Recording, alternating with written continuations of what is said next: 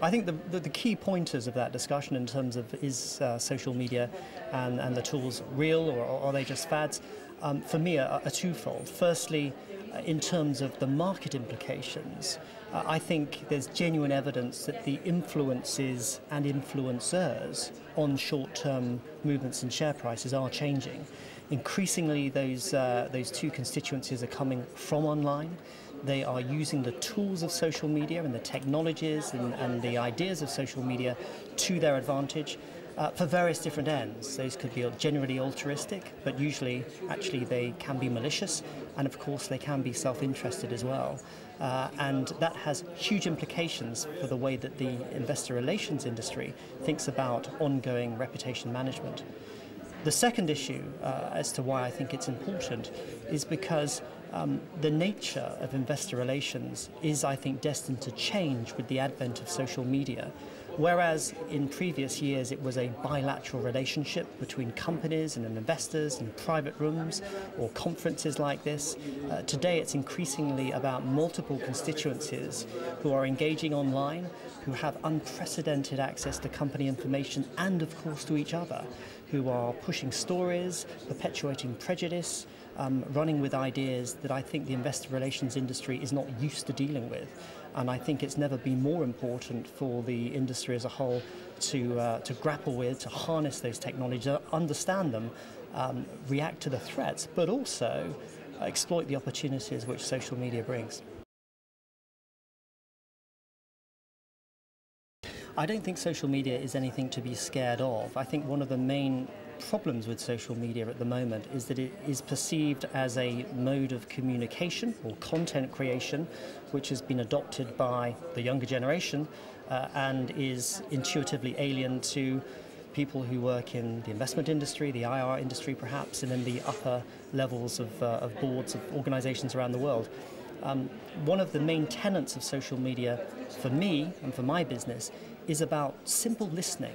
It's about moving away from communications tools like Twitter, like Facebook, and actually just soaking up blogs, listening to what customers are saying about brands, listening to what investors are saying about companies, listening to what private investors are excited about when they talk about investment in different companies. It's about using social media really as the mother of all focus groups. Lots of free information, people talking freely, comfortably in private spaces and pushing information around in an unprecedented way. That, I think, is something that we can all get our heads around. We can feel comfortable with listening. You know, as a generation, I think we're probably better than our kids at listening, and I think that is something that we can immediately deploy to use social media to our advantage. I think on a 5-year view there will be a massive change in terms of investor relations and social media adoption. I can see the day when the Pfizers of this world, when the Intels of this world come across the wires, post their results and say, we're conducting our investor relations sessions now, they're all going to be online. Because of the cost of travel, because of volcanoes, all of the above. We're not going to fly to Europe and see 20 companies in 5 days, which is very costly and logistically very difficult and annoys the investors we don't see. We're going to conduct our investor relations discussions fully interactively from our HQ. And I think that's the way investor relations is going. The enabling technology there is social media. What the industry, I think, needs is that conceptual buy-in, and I think that's happening. I think institutional